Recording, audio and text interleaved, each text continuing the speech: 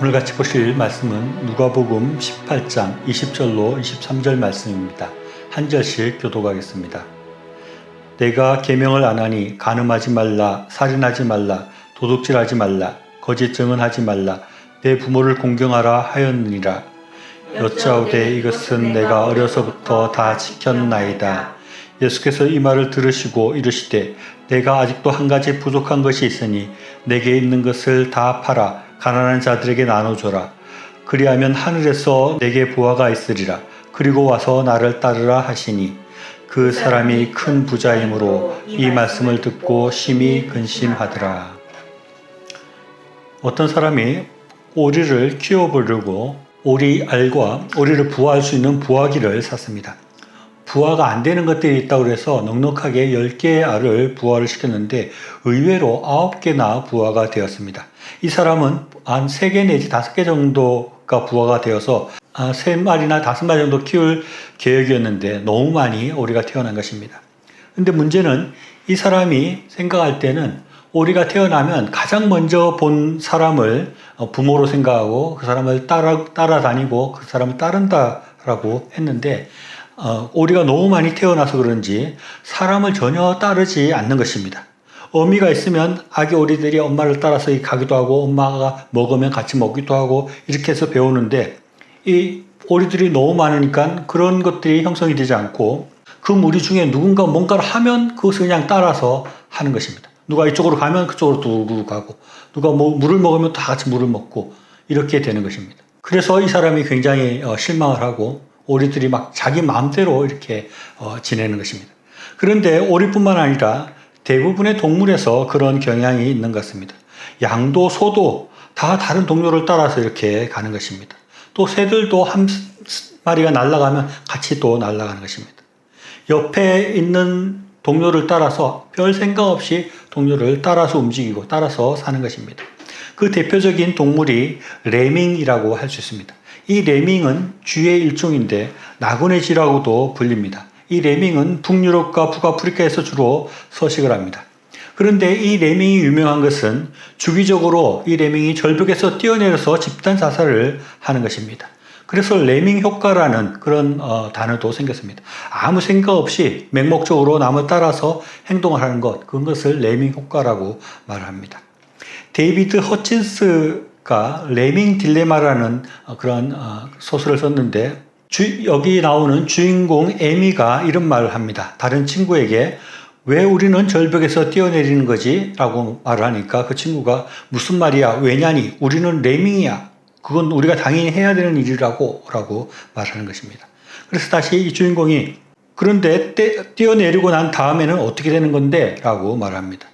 그러니까 그 친구가 뭔가 좋은 일이 생겨 이렇게 말을 하는 것입니다. 그러니까 다시 에미가 어떤 좋은 일? 그러니까 그가 대답하기를 글쎄 우리는 아직 모르지 이렇게 대답하는 것입니다. 그럼 그게 좋은 것이라는 것을 어떻게 알아? 라고 다시 질문을 하니까 좋은 게 틀림없어. 왜냐하면 아무도 다시 돌아오지 않잖아 라고 말했다는 것입니다.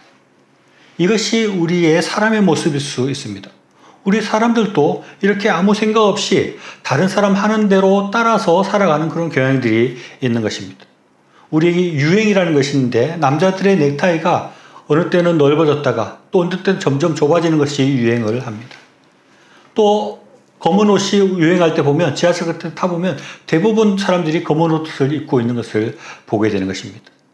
옷이나 패션은 그렇게 큰 문제가 될 거 없지만 문제는 삶의 방식도 그렇게 다른 사람을 따라가는 경향이 있다는 것입니다.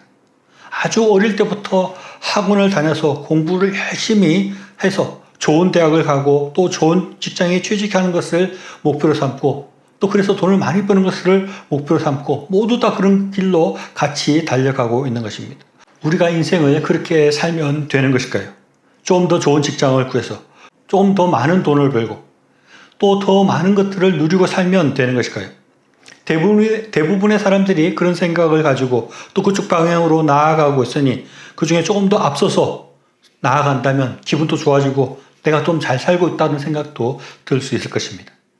그런데 과연 그런 것일까요? 그것이 마치 레밍쥐들이 남을 따라서 살다가 죽음의 절벽을 향해서 달려가고 있는 모습과 같은 것이 아닐까 하는 생각도 해보는 것입니다. 우리 믿는 사람들이 믿고 바라보는 것은 이 세상 끝에는 또는 우리의 삶의 끝에는 죽음의 낭떠러지가 있고 그 반대편에는 천국을 향해서 나아가는 길이 기다리고 있는 것입니다. 사도 바울은 디모데후서 2장 7절로 8절에서 이렇게 말씀하고 있습니다. 나는 선한 싸움을 싸우고 나의 달려갈 길을 마치고 믿음을 지켰으니 이제후로는 나를 위하여 의의 면류관이 예비되었으므로 주 곧 의로운 재판장이 그날에 내게 주실 것이며 내게만 아니라 주의 나타나심을 사모하는 모든 자에게 도니라 라고 말씀하고 있습니다. 아무렇게나 남을 따라서 더 많이 가지고 더 높아지기 위해서 살아가는 것이 아니라 우리에게는 달려갈 길이 있다는 것입니다. 그리고 우리는 싸워야 될 선한 싸움이 있다는 것입니다. 그리고 그 믿음을 지키고 마지막 심판을 받고 영원한 천국의 면류관을 얻는 것이 우리가 달려갈 길이고 우리의 삶의 목표라고 말씀하고 있습니다. 사도 바울은 이것을 빌립보에서 이렇게 표현합니다. 빌립보서 3장 14절입니다. 표대를 향하여 그리스도 예수 안에서 하나님이 위에서 부르신 부름의 상을 위하여 달려가노라 라고 말씀하고 있습니다. 각 사람에게는 하나님께서 우리를 부르시는 그 부르심이 있다는 것입니다. 즉 소명이 있고 그 소명을 이루는 표대를 향해서 달려가는 것이 우리 그리스도인의 삶이고 그것이 우리가 이 땅을 살아가는 이유라고 말씀하고 있습니다. 우리의 삶이 레민과 같이 되어서는 안 됩니다. 먹을 것을 찾아서 다른 사람들 하는 대로 무작정 아무 생각 없이 살아가서는 안 되는 것입니다. 하나님께서 나를 부르신 이유가 무엇인가?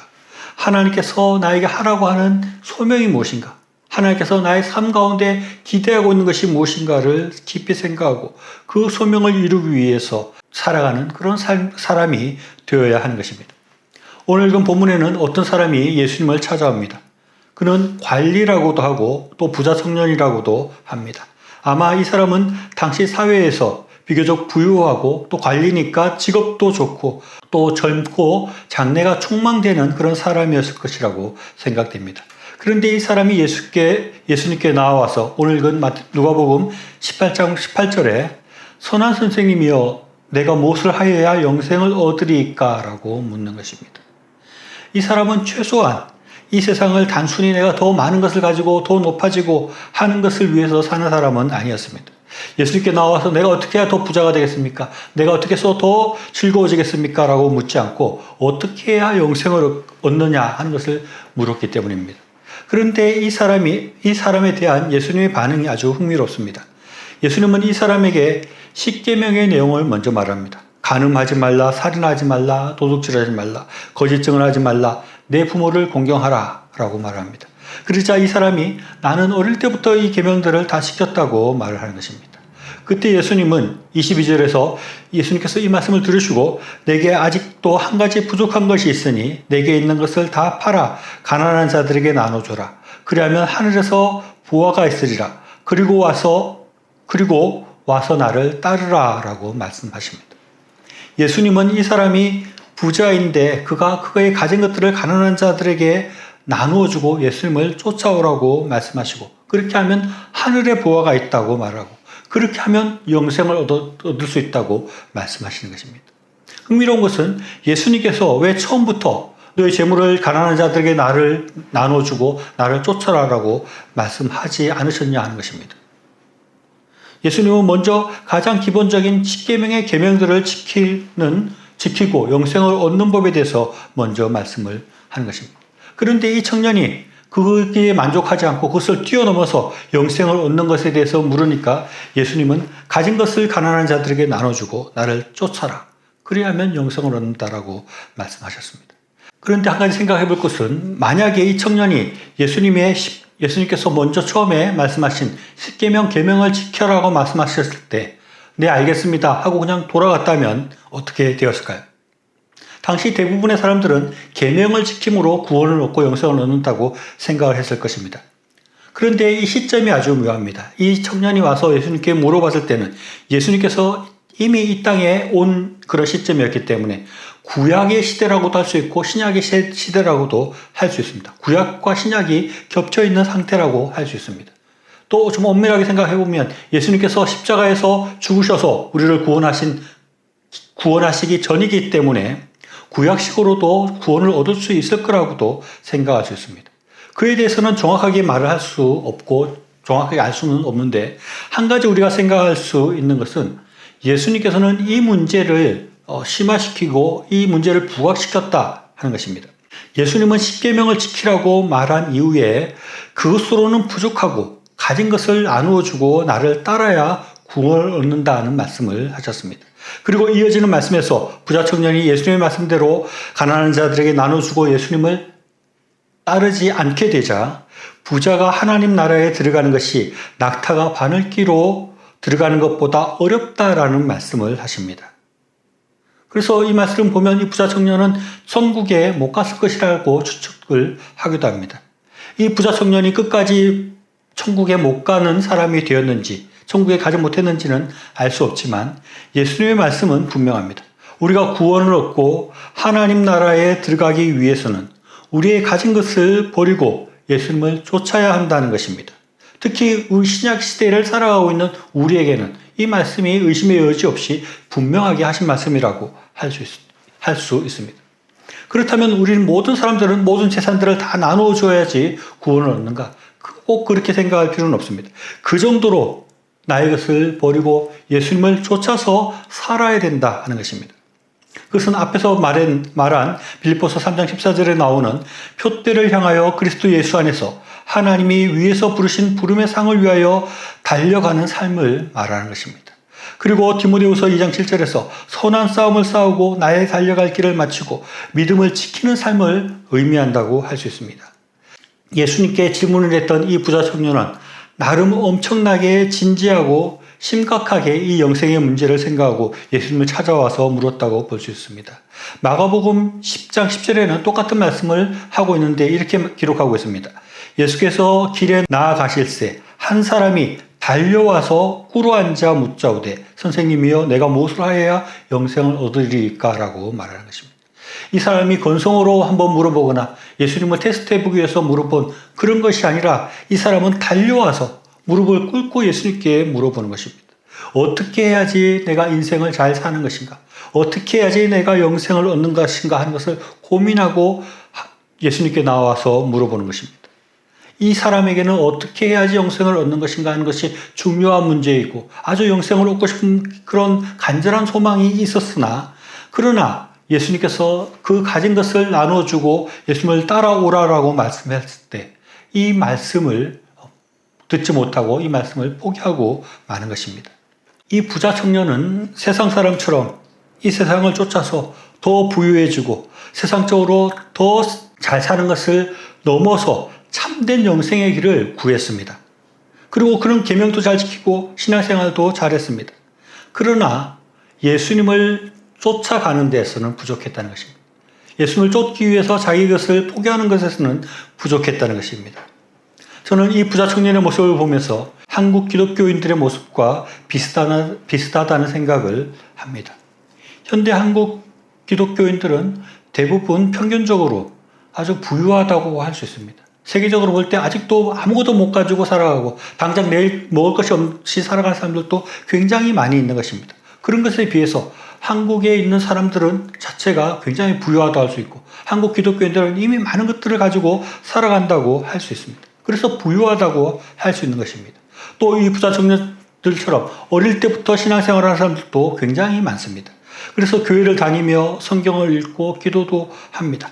그리고 하나님의 계명들을 지키려고 노력도 하는 것입니다. 그러나 예수님의 말씀, 너의 가진 것을 나눠주고 예수님을 쫓아라 라는 그 말씀을 앞에서 머뭇거리고 선뜻 그 말씀대로 살아가지 못하고 있는 그런 모습이라는 것입니다. 그런 사람들이 한국교회 교인들의 모습이다 하는 것입니다. 이 부자 청년이 예수님을 찾아왔을 때 원했던 답이 무엇일까요? 아마 자기 재산을 가난한 사람들과 조금 나누어주고 그리고 관리의 자리에 있는데 관리 자들을 그대로 유지하면서 또 하나님을 조금 더 잘 믿는 그 정도의 답을 원하지 않을까 하는 생각이 듭니다. 그러나 예수님은 그런 삶의 태도는 부족하다는 것입니다. 그것은 영생을 위한 삶으로 온전한 제자의 삶으로서 부족하다라고 주님은 말씀하고 있는 것입니다. 우리는 우리에게 주어진 이 땅에서의 삶을 어떻게 살아가야 하는 것일까요? 레밍처럼 또는 부자 청년처럼 아니면 온전히 주님을 모든 것을 버리고 주님을 따르는 삶이라는 세 가지 방법이 있을 것입니다. 우리는 분명히 레밍처럼 아무 생각 없이 먹을 것을 위해서 쫓아가다가 절벽에서 떨어지는 그런 삶을 살아서는 안 될 것입니다. 내가 어디로 가고 있는지, 내가 무엇을 하고 있는지, 나의 앞에 무엇이 다가오고 있는지도 전혀 생각하지 않고 그렇게 살아서는 안 될 것입니다. 그리고 대부분의 기독교인들처럼 우리가 영생을 바라보고 있기도 하고 나름 기도도 하고 예배도 참석하고 그렇게 신앙인으로 살아가지만 마치 이 부자 청년처럼 온전히 예수님을 따르는 데 있어서 나의 것을 버리지 못하고 주저하고 주님을 따르는 데 있어서 망설이고 있는 삶도 옳지 않다는 것입니다. 예수님은 그런 삶에 대해서 영생을 얻기에 부족하다고 말씀하고 있는 것입니다. 그런 것은 예수님의 제자가 되기에는 부족하다는 것입니다. 그것은 온전한 그리스도인의 모습이 아니라고 주님은 말씀하고 있습니다. 예수님의 말씀과 성경 말씀은 이렇게 어정쩡하게 중간에 서서 이르지도 못하고 예수님을 쫓지도 못하고 또 일반 세상 사람처럼 살지도 못하고 어정쩡하게 있는 사람들에 대해서 아주 단호하게 말씀하고 있습니다. 예수님은 그런 사람들을 향해서 천국에 들어가기 어렵다고 말씀하고 있습니다. 그리고 계시록 3장 15절로 16절 말씀 보면 내가 내 행위를 아노니 내가 차지도 아니하고 뜨겁지도 아니하도다. 내가 차든지 뜨겁든지 하기를 원하노라. 내가 이같이 미지근하여 뜨겁지도 아니하고 차지도 아니하니 내 입에서 너를 토하여 버리리라. 내 입에서 너를 토하여 버리리라 라고 말씀하고 있습니다. 야고보서 1장 7절로 8절 말씀에서는 이런 사람은 무엇이든지 주께 얻기를 생각하지 말라. 두 마음을 품어 모든 일에 정함이 없는 자로다 라고 말씀하고 있습니다. 또 누가복음 14장 27절에서는 누구든지 자기 십자가를 지고 나를 쫓지 않는 자도 능히 나의 제자가 되지 못하리라 라고 말씀하고 있는 것입니다. 주님의 말씀은 아주 분명합니다. 우리는 레밍처럼 아무 생각 없이 세상 사람들처럼 그렇게 살아서는 안 됩니다. 그리고 적당히 하나님과 세상 중간에서 왔다 갔다 하면서 살아서도 안 된다는 것입니다. 우리는 우리의 가진 것에 얽매이지 말아야 됩니다. 주님께서 원한다면 우리의 것들을 내려놓을 수 있어야 됩니다. 그리고 이웃을 위해서, 하나님을 위해서 살아가야 하는 것입니다. 예수님을 따라가는 것에 있어서 우리의 삶을 내려놓고 우리의 전 삶을 드리기를 주저하지 말아야 되는 것입니다.